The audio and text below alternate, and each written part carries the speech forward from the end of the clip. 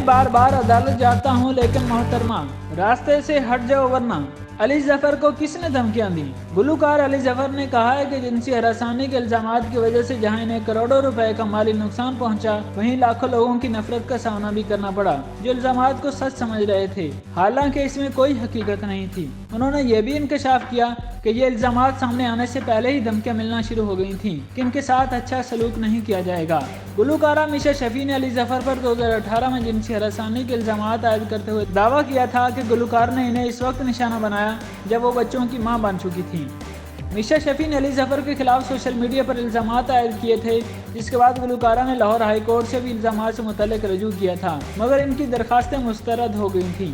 दरखास्तें मुस्तरद होने के बाद अली जफर ने इनके खिलाफ लाहौर की मकामी अदालत में बदनाम करने के इल्जामात के तहत हत्के इज्जत का केस 2018 में ही दायर किया था, जो ताहल जेर समाअत है और 5 साल गुजर जाने के बावजूद इसका कोई फैसला नहीं हो सका।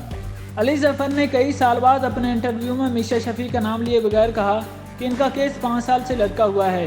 जिस मोहतरमा ने इन पर इल्ज़ाम लगाया था वो जिरहा के लिए अदालत आने को तैयार नहीं, लेकिन वो बार बार अदालत जाते हैं क्योंकि वो सच पर हैं, जबकि मोहतरमा अदालत से भागती रहती हैं क्योंकि इनके पास कोई सच्चाई नहीं। अली जफर ने कई साल इस मौजू पर बातचीत करते हुए कहा कि दरअसल इन पर इस वक्त इल्जामात लगाए गए जब इन्हें एक मल्टीनेशनल कंपनी ने म्यूजिक का बहुत बड़ा प्रोजेक्ट दिया जिसकी फीस करोड़ों रुपए में थी। वो मनसूबा पहले किसी और बड़े गुलूकार के पास था, मगर कंपनी ने उसके साथ मुआहदा खत्म किया और जैसे ही कंपनी के साथ मुज़ाकरात शुरू हुए, सोशल मीडिया पर कुछ जाली अकाउंट्स बनाकर इनके हवाले से नामुनासिब बातें लिखी जाने लगी। जो लोग दावा करते हैं कि अली जफर को माली नुकसान नहीं पहुँचा, वो इनका टैक्स रिकॉर्ड देख लें, जिससे इन्हें हकीकत का इल्म हो जाएगा। इन्होंने मजीद कहा कि मल्टीनेशनल कंपनी से मुआहदा होने के बाद इन्हें बाकायदा तौर पर ब्लैकमेल करने की कोशिश की गई और धमकी दी गई कि वो मुआहदे से अलग हो जाएं, वरना इनके साथ अच्छा नहीं होगा।